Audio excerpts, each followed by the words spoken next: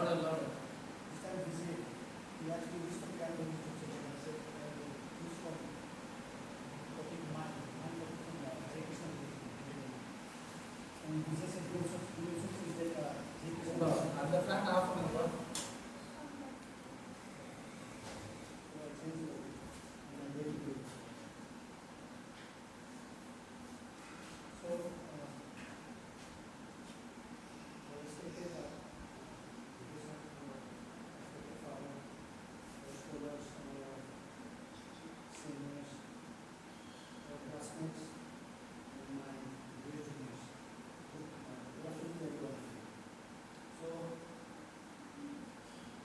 My name is Kamei, Gaiganglung, and I am from second year. And so today in this seminar I will be presenting the topic Idea of Universal Religion by Swami Gaiganglung. So in order to start the seminar, first we discuss about the history of religion. So, under the history of religion, here we'll talk about the origin of religion. First section we will see. So, when we talk about the history of religion, or the first one about the origin of religion, it's not just mere history or the origin of religion. So, it's not just the mere fact that religion sprouts up everywhere independently, and then we just take it simple. It's not like that. It's much more deeper than that. So there are deeper things undergoing the origin of this religion. So religion is like a human nature. So it's kind of like a state of mind for human beings. So those people, religious people, they may be staying in a different area in the world. They don't have any communication or anything. They don't whisper each other, and then they say that they will start this religion, and then they start simultaneously. It's not like that. So even though they don't have connection, they don't have communication, they stay in the different parts of the world. They started it. So it's like a nature. It's like hunger, like thirst. That kind of nature we have. Nobody are taught to become hungry or to become thirsty or something. It's just our nature. We thirst, we hunger. Sometimes people used to say that we hunger because there's food. We feel thirsty because there's water. So sometimes we long for God because there's God. So something like that. It's not that it's true, but sometimes it's say like that. So it's like our nature that's embedded in our psyche. So that's why that's the reason why there are many religions So he said, if we try to abolish religion, then that same kind of mentality will become another religion. So religion is inevitable. That's what he said. And then two reasons for the origin of religion. Here, reasons for the origin of religion. Here in this book he defined two reasons for the origin of religion. The first one is ancestor worship. So ancestor worship is nothing but our desire to live beyond our earthly world, or live beyond our death. So we want to live forever. So it's like kind of like in the this philosopher, this one famous philosopher, this after certain this concept, I like this concept very much. There's another person will to live, and then there's another person with Frederick Nietzsche, the philosopher is somewhat popular, will to power and all. I like it, but will to live, I like it more. I feel like it's more fundamental. So it's kind of the will to live kind of nature. That we want to live forever, we want to live beyond our death. So that's the point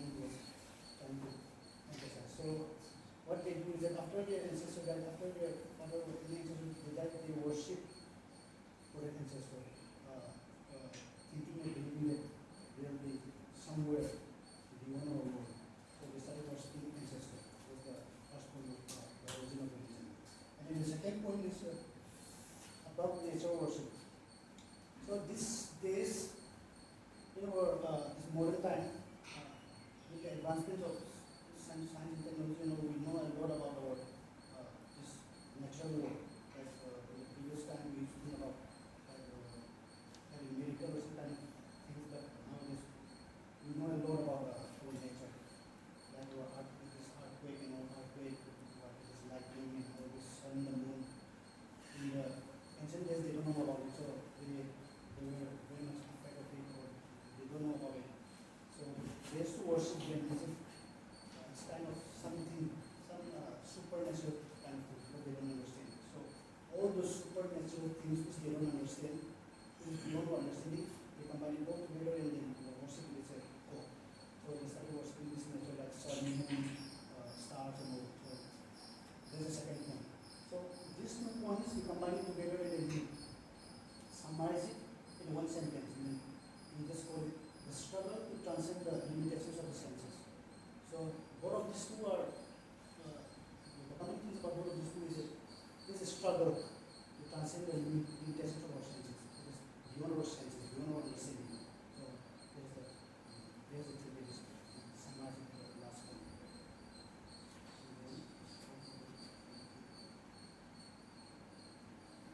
So here comes the fight between religions. This is an interesting topic. So,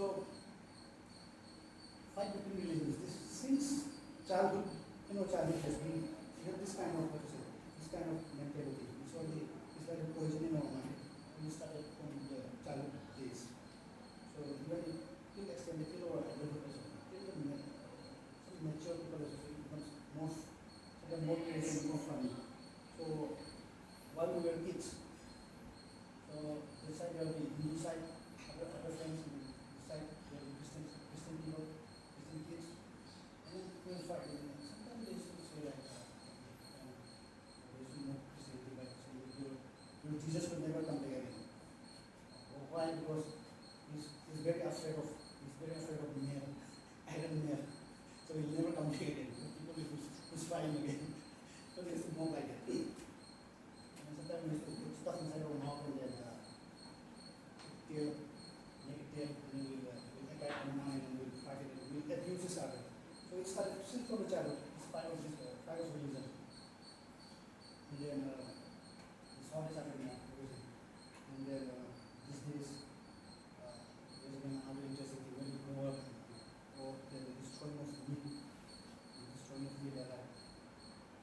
Hindu people, they will throw meat at the Muslim mosques, and then Muslim people will throw this beef at the Hindu temple again. So it's more interesting when I first started fighting like this. So when Christian, when we look at it, so for us we are allowed to eat both this beef and this pork. So for us it's like Western, just Western food. So our worldviews are very much different with each other. So like that. So and then sometimes we are even Christian. Those Christians are even hated by both these religions. Like from Muslims as well, or Hindus, because we are eating both the restricted food, not the restricted food. And then even we did around 2 days back,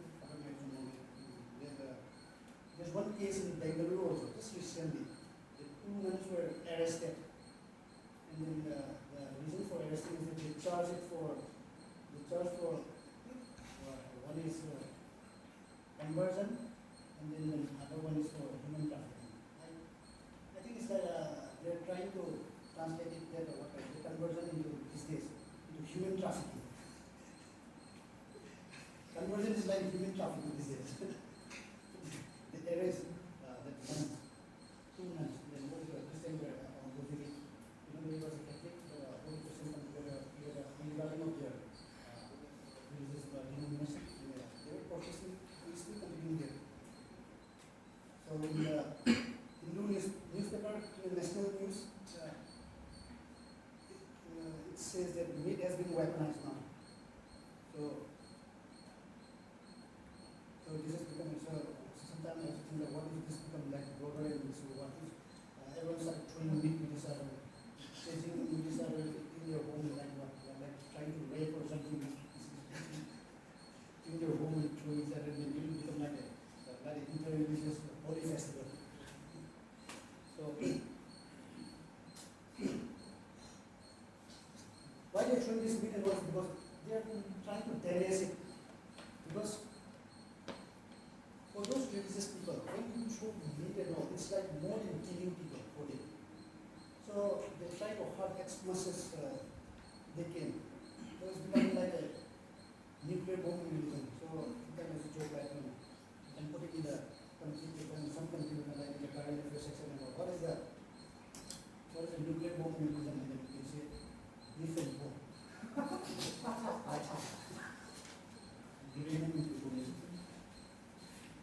So sometimes it's not about good and bad anymore. So even among Christians, there are a lot of denominations. So forget about the other religion apart from this Christian and Buddhist or this Muslim. Even among the Christians also, for example, there are lots of denominations. Like in one instance, I will give one little story. In one locality, we have this Baptist and then Seventh-day and Catholic of it, but mostly between Baptist and Seventh-day Baptist. Baptist were a little bit more in population now. And we have more Seventh-day Baptist, Seventh-day they are a little bit lesser in their number. And then people they will work more harder and they will switch and they will try to convert people, not from the other denominations, not from the Catholic or not from the Seventh-day Baptist. Baptists they will usually try to convert from the non-Christian people. So, and then what the Seventh-day Adventist people they do is that this because they are both Christian, both worship the Jesus, both worship Jesus. So those Seventh-day Adventists and Baptists, most of people are like very much similar. So the only big difference is the Seventh-day they worship on they won't worship, they won't church on Saturday, and then Baptists we in other most of the other Muslims they worship on Sunday. So what they will do is that Sunday, people they will go to that newly converted Baptist member, and then they will start convincing them. So everything is fine, you will do, and then the only difference is like this, they will start their whole Bible stuff, they will show him and they will convince him, and at last they will convert it into Seventh-day Baptist. So even within the religion sects, within Christian religion,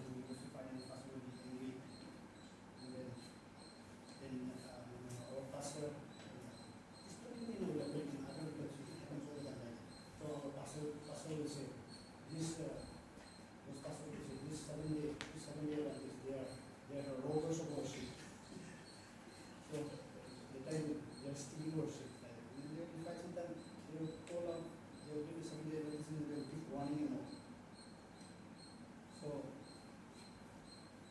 it's like that. So it's not about good versus bad. It's about good versus better. So even these days in the modern world, not only the religion thing, I think most of the things are saturated now. Like technology and modern stuff, all these things. Even in others, people will fight just for little things. People will die for just little things. So we are not fighting for big difference anymore. It's just about going better. That's the problem. So that's the problem now. We become so greedy. So there's always fighting between religions, even between the same religion, there's spoken about other religion. So that's the severity of Gaiganglung. So reasons for the fight. Here under this reason for the fight, there are general idea in the next. So why are they fighting? So their fighting is because they're fighting because they thought that the other religions are going the wrong path and they're going to hell or other bad area. So they want to save people. They want to save those people. There's a actual idea. So it's not of hatred in real sense. So that's the thing. So there's another example. One of our relatives. Most of his family members have converted into Christianity. And then he's the only guy in his family that he somehow,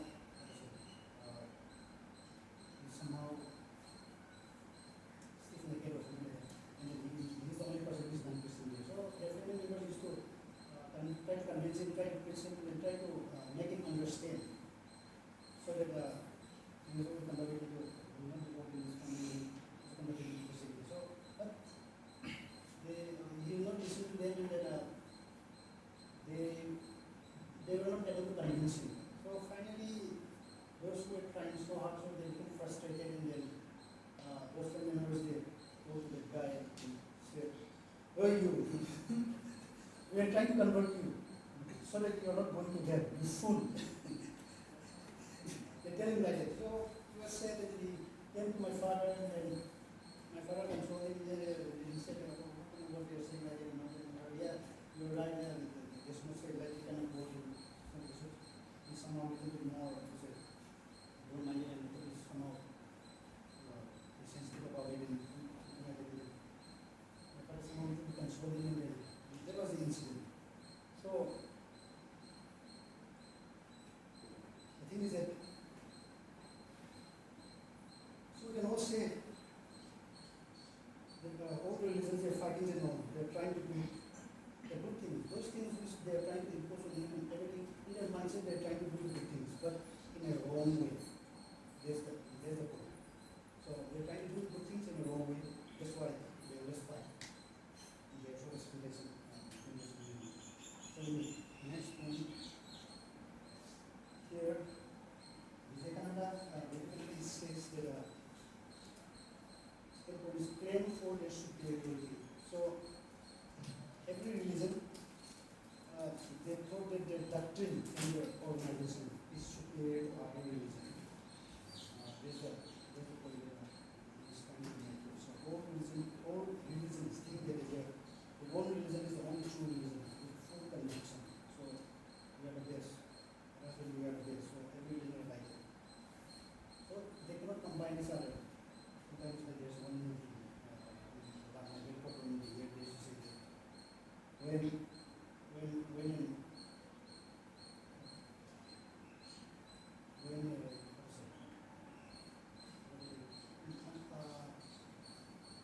tremendous force meets an immovable object.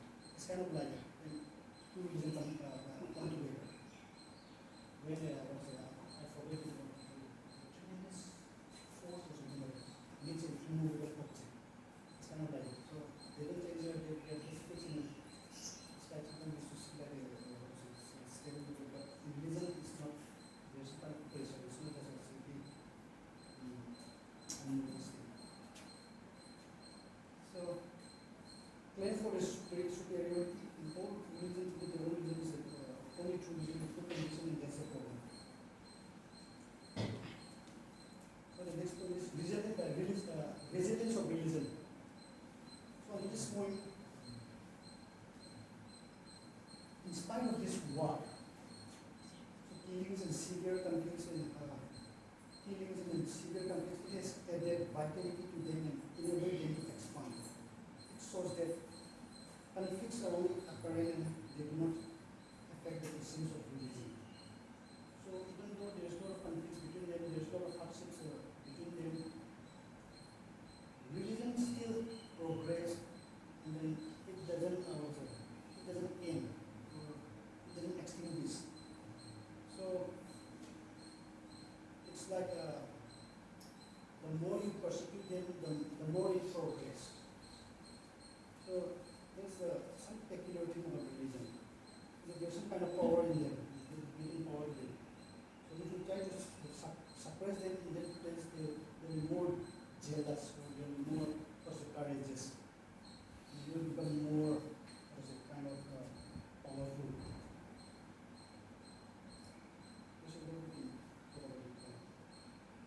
Because in this religion, people are ready to die for religion.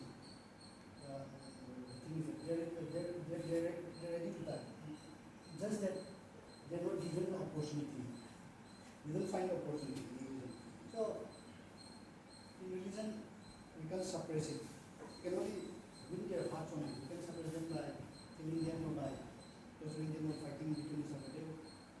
They were not so. They were extinguish the religion. So, in Christendom, there's another there's a lot of examples. During the persecution time, it progressed, it becomes more powerful, or something like that. And then again, this Peter is a disciple of Jesus. So, in Roman days, this crucifixion, nowadays there's this sign of cross has become like a very kind of fashion or kind of like good stuff or something like that. But actually that sign of cross is not a good sign. Actually it's a sign of the worst torture human can imagine. So in the cross, the way that Jesus was crucified, the way they killing is like an art during Roman time. They used to killing is like an art. Like an art. They used to calculate it very nicely. So how can we kill the people in the worst possible manner? So the way they kill is that they will nail the iron in their hand, both hand and in feet also. And the way they die is that when they crucify their what they do is that that person won't be able to breathe. So in order to be able to breathe, you have to take support from his leg. That is nail it, both leg nail it. So support from the nail, and then again you have to pull up from that nail, the nail from his leg. And if you pull up, then you get generally you have to breathe again, something like that. It is very worst kind of scenario. That of course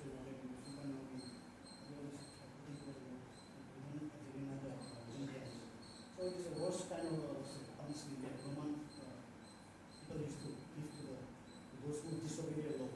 So it's a sign that if you disobey our law, then it will be like this. And people will die there, and then they will not put down. Usually what they usually do is they put it there, and they get broken, and then birds and all will come in there, and then they will eat the flesh and all. So it will be a sign for the people. Those who disobey the law will be like this. So this kind of worse is also like this sign. So people are very afraid of getting all kind of stuff. All people are afraid of getting some kind of stuff. But some people they are not afraid in a religious point of view. They are even willing to die like that. Like for Peter, when he disciple of Jesus, and that because he disobeyed the Roman, he was crucified. So like Jesus, but he said what he said is that for me I'm not worthy to die like my Lord Jesus. So, Pardon? Peter is a disciple of Jesus. So he was also crucified like Jesus. He was also crucified. Okay. So the worst that he also accepted it. Yeah. So there's a power of religion. How much they want to pay for religion. So the sake of the religion. So Jesus said, crucify me, so I'm not worthy to die like Jesus. So he said, crucify me upside down. So it's even worse than the way Jesus was crucified. So he did it. So that's the power of religion. So it's not just abusing religion by just fighting each other or by just killing them. So they used to, in the book, so they give an example like whirlpool. So he admits that Vivekananda admits that conflicts have to be there. So it is to be there. Sometimes you find also the conflicts. You find people also. So there are no whirlpools in stagnant water. So there are a lot of fire and commotion, every kind of things happening here because it means that it's alive. So it's not a dead water. So you can find the whirlpools only in the running water, not in the dead water that's stagnant. So variation is a sign of life. So that kind of things in positive sense they say it's what it must be doing. So it's like ECG or something, we say ECG, electrocardiogram, that we should put in the hospital in order for the patient to detect whether the patient is alive or not. That ECG, the graph will be like up and down, up and down, up and down. If it is straight, it is there. So the life will be like that, up and down, sometimes down. So we should put it we are down, life is over. Now we have to go and focus on that. So sometimes we have to remember if there is up and down, individual who are alive. For example, we have to not all the time up and down also. So religion also is like that. So there's up and down, fighting sometimes again, this sometimes again. So that means they are alive. So how can all varieties be true? So here Hux, very good question. So how can opposite opinions be true at the same time? Yes. So we discuss this further more in the this following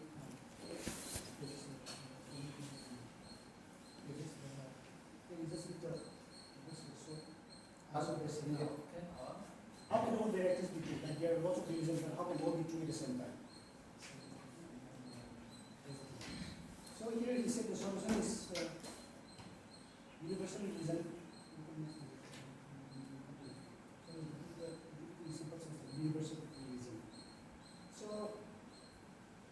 in a universal religion, it must satisfy two conditions. So one is open its gates to everyone.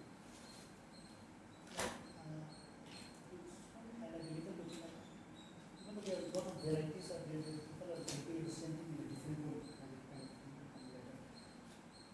So open its gates to everyone. For a universal religion, it must open its gates to everyone. And that is, he gave us two subpoints that accept every religion. So in order to form a universal religion, it has to accept every religion. And then again, in the second subpoint, he says individualizing religion. By individualizing religion, we really universalize it. So this individualizing religion is somewhat important in this time. Individualizing religion means like the religion in which you are born into should not dictate that's the religion for that guy. Like if a person is born in a Hindu religion, then it doesn't mean that he will be Hindu forever. That's not the religion for it. If I am born as a Christian, then the Christian is not my only religion. I mean, Christian is not my religion. I can say that I'm born as a Christian religion, so I am a Christian. So a person has to be given the freedom to choose any religion, whatever religion they may go into. I mean, Christian or Hindu or anybody. He may go in any religion. They should be given freedom of choice. Any individual to choose any religion. Because when they go into Christian, they will convert it to Muslim or Jainism or Hinduism or any religion. So it will be given freedom to choose. To look religion in a same meaning. So that's what he's talking about regarding this individualizing religion. So that brings the universal mentality of religion. And then in the second point, it must give satisfaction to every religious sect. So it must appear satisfying and reasonable to every religion. So in short, that the universal religion must be compatible with all the religions or with all the religious sects. So, but the variety is inevitable. So he said, variety should be variety. He said, let's focus on that. It's like university, it's like unity in diversity, this kind of thing. So therefore, if there's going to be an ideal religion, really universal religion, it must be broad and large enough to supply truth to all these moments. So in short, it has to be compatible with all the religions. And the next point, he said, does a universal religion exist? So he believes that it's already there, and he points out 2 points for a universal religion. The first one is not contrasting with supplementary to each other. So he said that the universal religion is already exists. So the only thing is that most of the religion they're very biased to themselves. So they concentrate only on the one biased aspect of their religion. So that kind of bias blinded their eyes, or blinded their mind, blinded the other aspect. So they think that only their religion is the best. But in reality, each religion takes up an aspect of religion and develops it by adding the rich variety that religion is capable of generating. that one religion is contributing to the one ideal point or one goal, and other religion is also contributing for the one point, and other ones are contributing for the one goal. So that also point. So every religion is contributing for one whole point.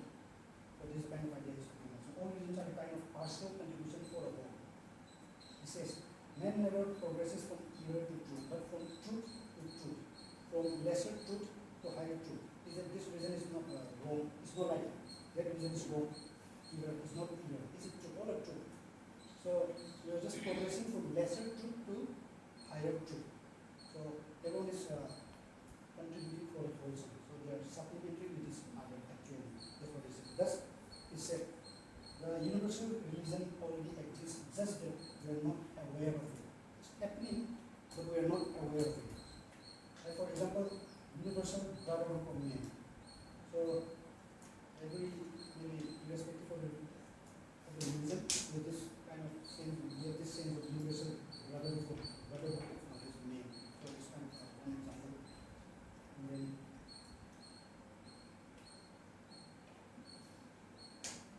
the second point.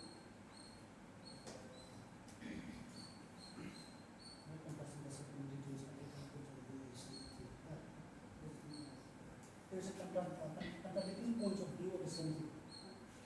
So it's like an object, or it's like a bottle, or like a camera stand there, like a camera. From the short side, from the right side, this was same thing. We take one from the right side, we take the same picture, and another from the left side, they take the same picture. But though it may seem from the it's like different or opposite, but they're all the same.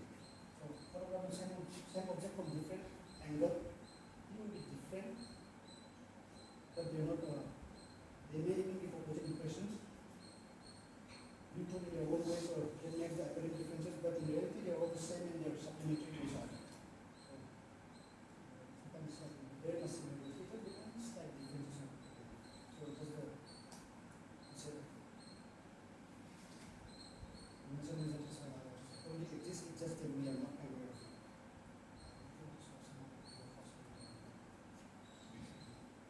And then here, final thoughts on universal religion. Here he says there should be acceptance. This final thought, there are some points under this. First point is acceptance. So every approach must be mastered enough to have a respect for other ones. So religion must respect each other. So acceptance is not just tolerance. So here the difference between which these 2 points is a little bit more somehow important. He says acceptance is not just tolerance. So acceptance and tolerance. So in tolerance, we have some kind of negative in this import. Tolerance is negative in this import. That something is being allowed in spite of it being wrong. But he recommends positive acceptance. So, like for example, for tolerance, in Bible there is one passage that says, Gandhi, I also thought he said very well. He used to say very nice quotation here, but most of the things he said, took it from the Bible or Quran or from other people, because very things he took get off from those texts. So in the Bible he said, if someone stab you, then you turn the other cheek. So one Christian guy was slayed by a person, and he said, he turned the other cheek again. And then the other guy, that guy, he slapped the other cheek also. And then he said, it was fine. And then that guy, for a third time, he slapped for a third time. And then he said, that's not in the Bible, so he did it on black and blue. So this kind of tolerance is some kind of limitation. So we are angry, but we are suppressing it. That's what tolerance is. But Vivekananda is focusing about here, not about tolerance, but he's focusing here about acceptance. So, it's like for tolerance is kind of you have to suppress the anger and all. But for acceptance, acceptance is not just tolerance. Like people with disabilities now, some people suggest to call them like differently able people. So maybe too much kind of just for the talk. They may be blind or they may be deaf or any sort of those disabilities. We accept them even in our university and then stay together with here as a family. So there's some documentary on there's one Kimpi. I think many of us have heard about the Kimpi. He's a disabled person, but he has some kind of extraordinary talent. What he did is that he can read 10,000 words per minute. That guy. He's a savant. He's some kind of extraordinary ability to read. And then with that kind of speed, 10,000 words per minute, his memory can retain around 98% of what he is going to read. So like when he died in 2009, I think he read around 12,000 books. So people used to call him that living hero. So he answer all the stuff, whatever people ask. But the documentaries, the real Red Man. Red Man is an Oscar award winning movie, and then the documentary is called The Real Red Man. So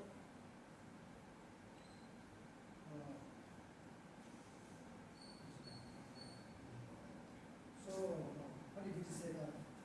This kind of autism. But other part of his brain, there's some kind of disabilities in other part of the brain. It's not perfect, so he's a disabled person. There's some defect in other side of his brain. So one time he used to open for his brain. So he says, you don't have to be handicapped to be different. Everyone is different. So this is like it. So this is what acceptance means. So even though we live different, so acceptance is though we have flaws, we overlook their flaws and then we accept it. There's no kind of fear, there's no kind of anger or any kind of this stuff. So we overlook it. That's what acceptance means. So that's what we can focus on. Not about tolerance but acceptance. So we must not confuse between tolerance and acceptance. So that's what you say. So tolerance is a little bit on the negative side and acceptance on the positive side. And then we must be both-minded. Here he says, Vivekananda, he can enter in any religious temple. Right? He can enter churches, he can enter mosques, he can enter Hindu temple and all. And any other places. He doesn't have any kind of problem. So there's some kind of broad-minded. People should be. That's what he says. So the believer in the universal religion, that's why they're broad-minded and open-hearted. You prepare to learn from the scriptures of all religions and keep his heart open to what may come in the future. So he's also ready to learn from all the scriptures of those religious books. So he's open-minded again. He's ready to learn. He's not restricted or he's not ill-minded to any kind of reason. So he's not like allergic to any kind of religious text or any kind of sort of things.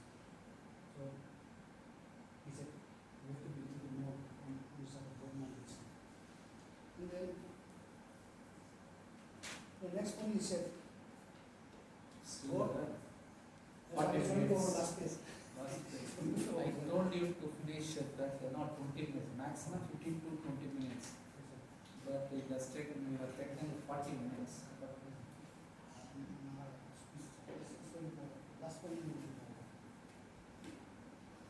So God is a common point. So here he's trying to bring some common point from both religions.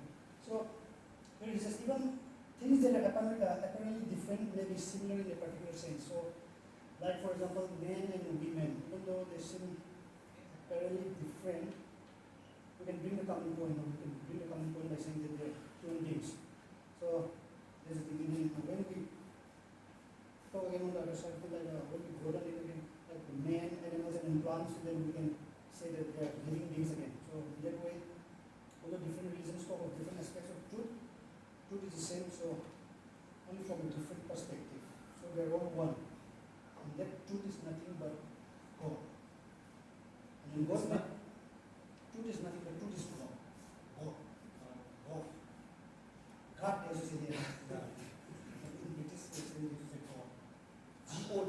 not G-O-A-T, not God. So the truth is nothing but God. So God may be taken in various things. God may be personal, omnipotent, and good God. Universal existence or the ultimate unity of the universe. Kind of unity. So every religion is struggle towards the realization of that unity.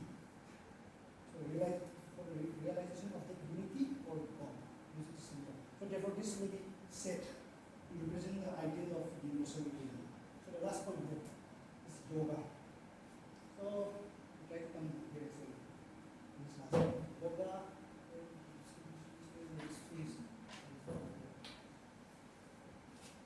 so it has to be acceptable to all minds, everyone, irrespective of religion, whatever religion. Universal religion has to be acceptable to all minds. It has to satisfy the largest possible proportion of mankind. So it has to be acceptable by majority of the people in the world. So that's the first point to make here. And then the second point is it says harmoniously balance all the aspects of the religion. So it must harmoniously balance all the aspects of religion, namely philosophy, emotion, work, and mysticism. So in philosophy you can say like jnana yoga or some kind of stuff, and then emotion, jnana yoga, emotion,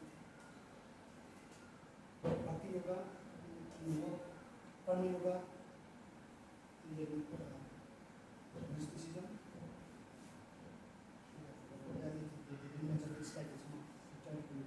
Religion, and this religion is attended by what we in India call yoga. So yoga is nothing but union. Union. So everybody from the start, they try to come to this yoga.